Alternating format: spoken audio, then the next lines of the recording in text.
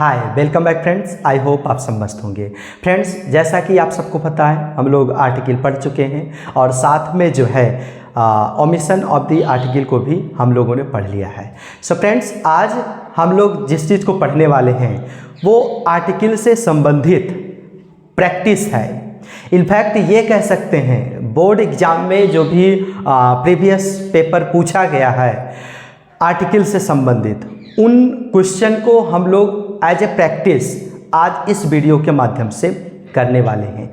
और board exam में friends, चाहे वो 9th का हो, चाहे 10th का हो, चाहे 11th या 12th का हो, किसी भी बोर्ड एग्जाम की बात अगर हो तो ये वीडियो हर बोर्ड एग्जाम के लिए बहुत ही हेल्पफुल होने वाला है। तो आप सब जो है मेरे साथ बने रहिए और जो भी समझाया जाए आप उस चीज़ को बेहतर तरीके से प्रयास करिए समझने की, और जो भी एग्ज़ाम से संबंधित हो, जो तुम्हें लगे कि ये इम्पोर्टेंट है एग्ज़ाम के पॉइंट ऑफ व्यू से, आप उन चीज़ों को नोट डाउन करते हुए भी चल सकते हैं। और मेरा मानना है जो भी मैं पढ़ा रहा हूँ वो सारी चीज़ें आप सबको एग्ज़ाम के पॉइंट ऑफ व्यू से बेहद ही लाभप्रद होने वाला है। सो प्लीज़ मेरे साथ बने रहिए और देखते रहिए। तो देखते हैं फ्रेंड्स कौन कौन से वो सेंटेंस हैं जो आर्टिकल से संबंधित है। और यहाँ पर जो है हम लोग आर्टिकल का ही प्रयोग करने वाले हैं, अर्थात ए, एन और द का प्रयोग करने वाले हैं। और कहाँ पे कौन सा आर्टिकल लगने वाला है इस चीज़ को देखने वाले हैं। तो सबसे पहला सेंटेंस है sun rises in space east. यहाँ पर स्पेस है, फिर सन है, राइजेस इन, फिर स्पेस है। अब दो आर्टिकल लगना है, ए एन द, इन तीनों में से किन्हीं दो आर्टिकल को यहाँ पर इस सेंटेंस के माध्यम से हमें रखना है। तो यही चीज़ समझना है कि कौन से आर्टिकल को हमें यहाँ पर रखना है। तो देखते हैं, जैसा कि हम लोगों ने पिछली वीडियो में पढ़ा है कि अगर कोई यूनिक चीज़ हो, नेचुरल पार्ट्स हो, तो उस नेचुरल चीज़ों के नाम से पहले हम लोग आर्टिकल द का प्रयोग करते हैं। तो फ्रेंड्स, यहाँ पर सन, सूर्य, एक यूनिक चीज़ है, एक नेचुरल पार्ट है। तो इससे पहले क्या लगेगा? इससे पहले जो है द लगेगा। इससे पहले क्या लगेगा? द लगेगा। और फिर उसके बाद द सन राइजेस इन। अब फ्रेंड्स यहाँ पर ईस्ट आया हुआ है जो कि एक डायरेक्शन नेम है। और मैं आप सबको बताना चाहता हूँ किसी भी डायरेक्शन का अगर वाक्य में नाम आता है और उस डायरेक्शन के नाम से पहले एक प्रेपोजिशन आ जाए, अगर कोई चारों डायरेक्शन में से किसी भी एक डायरेक्शन का नाम किसी इंग्लिश वाक्य में आता है और उस डायरेक्शन से पहले कोई एक प्रेपोजिशन का प्रयोग हुआ हो, तो हम उस डायरेक्शन के नाम से पहले हमेशा द का प्रयोग करेंगे, हमेशा द का प्रयोग करेंगे। तो कुछ इस प्रकार से इस सेंटेंस को जो है हम लोग फिलअप कर सकते हैं कि the sun rises in the east. तो ये सेंटेंस हमारा संपूर्णतः एकदम सही हो जाएगा। तो अब आगे देखते हैं, ऑनेस्टी इज बेस्ट पॉलिसी। तो यहाँ पर क्या भरा जाएगा?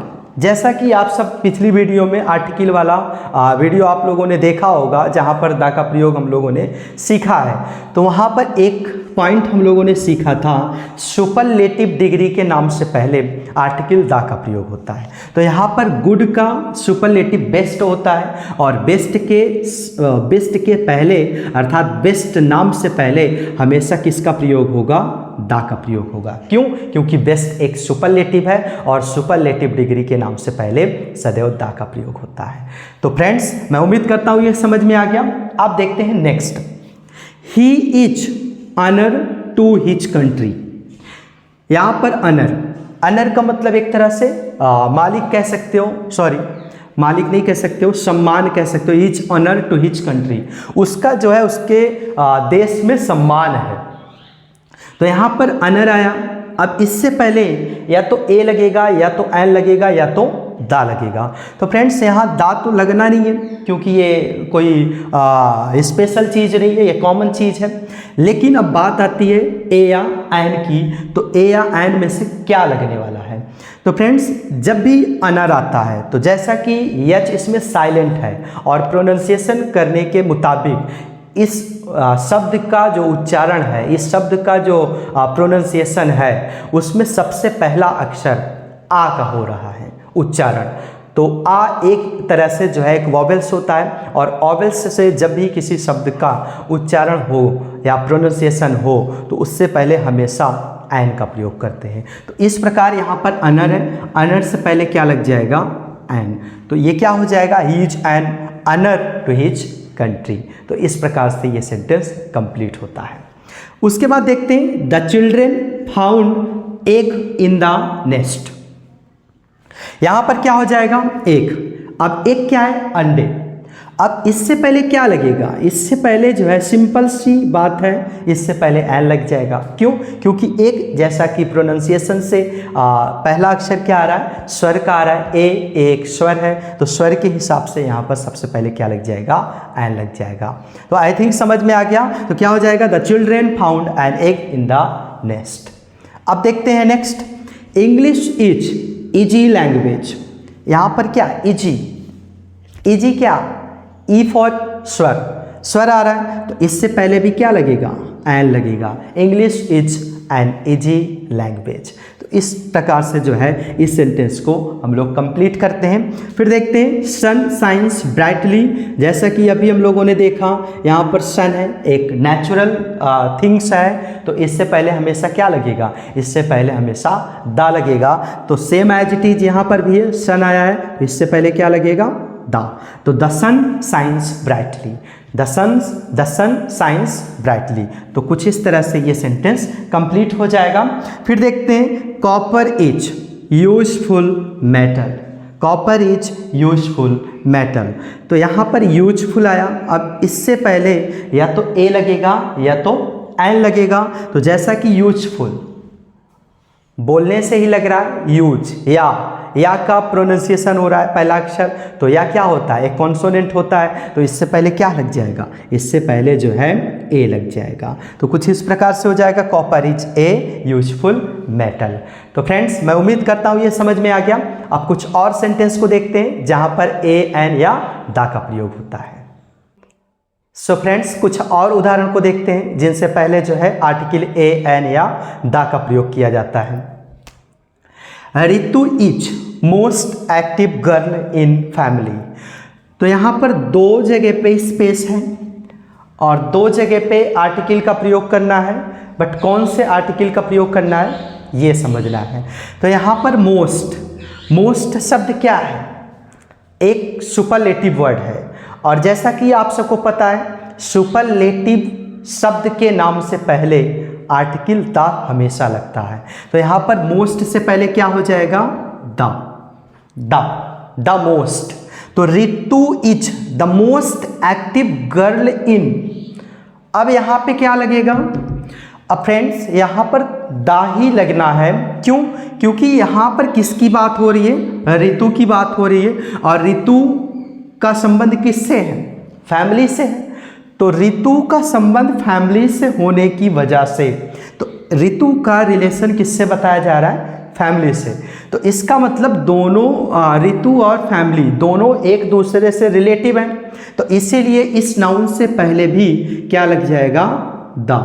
और चूंकि ऋतु जो है अपने फैमिली से परिचित है और फैमिली वाले भी ऋतु से परिचित हैं, तो इसका मतलब दोनों एक दूसरे से परिचित हुए, नोन हुए।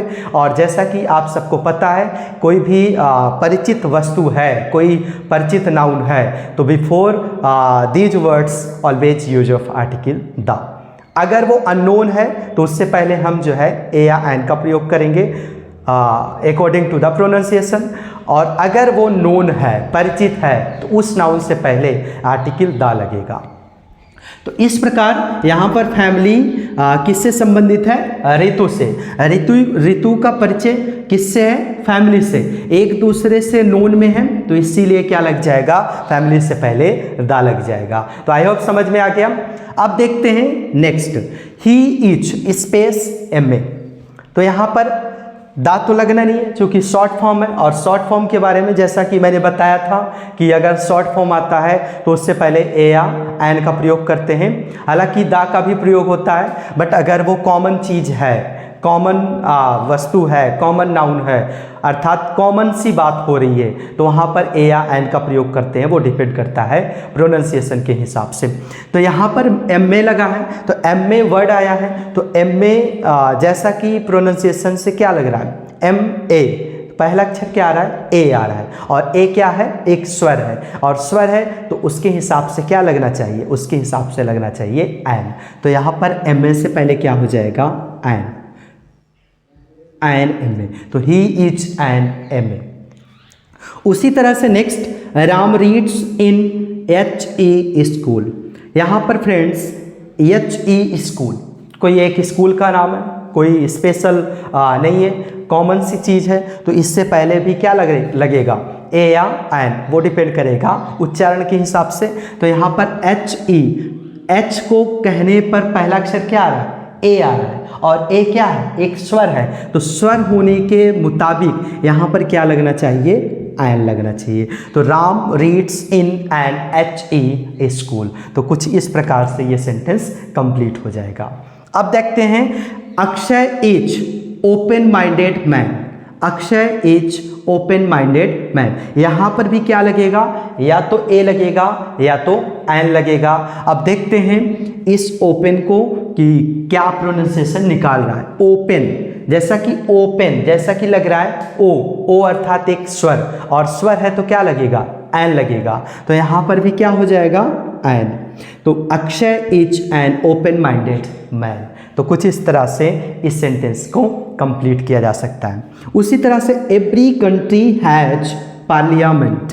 प्रत्येक देश के पास एक सांसद है, एक संसद है, एक पार्लियामेंट है। तो यहाँ पर पार्लियामेंट एक हो रहा है, तो एक सांसद है, तो यहाँ पर या तो ए लगेगा या तो एन लगेगा, बट यहाँ पर शुरुआत किससे हो रहा है उसके ऊपर डिपेंड करेगा। तो ये अक्षर पी है, और पी एक कॉन्सोनेंट होता है, तो कॉन्सोनेंट होता है तो इससे पहले क्या लग जाएगा, ए लग जाएगा। Every country has a parliament. Every country has a parliament, तो पार्लियामेंट से पहले क्या लगेगा, ए लग जाएगा। उसी तरह से Ganga is holiest river of India. Friends, जैसा कि हम लोग पिछले वीडियो में पढ़े आर्टिकल में कि नदियों के नाम से पहले हमेशा आर्टिकल दा का प्रयोग करते हैं, तो यहाँ पर क्या हो जाएगा, गंगा से पहले दा लग जाएगा, दा गंगा इज। अब फ्रेंड्स यहाँ पर होलीएस्ट, सबसे पवित्र। अब होली का क्या है, ये सुपरलेटिव है, और सुपरलेटिव के नाम से पहले हमेशा दा लगता है, तो होलीएस्ट से पहले क्या लग जाएगा, द। तो the Ganga is the holiest river of India.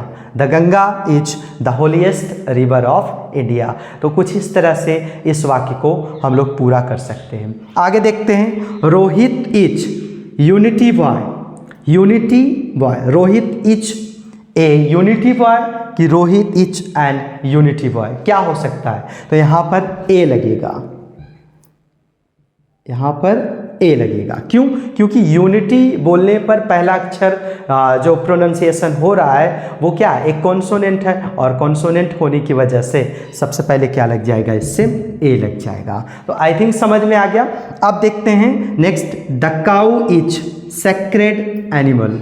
Friends, यहाँ काउ से पहले क्या लगा है, दा लगा है, क्योंकि ये पूरे गाय की बात बताई जा रही है, पूरे गाय समूह के बारे में बात बताई जा रही है। तो इस प्रकार यहाँ पर इस काऊ से पहले दा तो लग सकता है, बट किसी एक काऊ के बारे में जब बात होती है तो सेक्रेड, सेक्रेड का मतलब क्या होता है, पवित्र, एनिमल जानवर है, तो यहाँ पर सेक्रेड से पहले दा न लग करके ए या एन का प्रयोग होगा, क्योंकि किसी एक नाउन के बारे में बात हो रही है। तो यहाँ पर क्या हो जाएगा, ए, क्योंकि प्रोनाउंसिएशन क्या हो रहा है, सेक्रेड। सेक्रेड क्या, यस से शुरू हो रहा है, और यस से शुरू हो रहा है अर्थात वो कॉन्सोनेंट से शुरू हो रहा है, तो इसीलिए इससे पहले क्या लग जाएगा, ए लग जाएगा।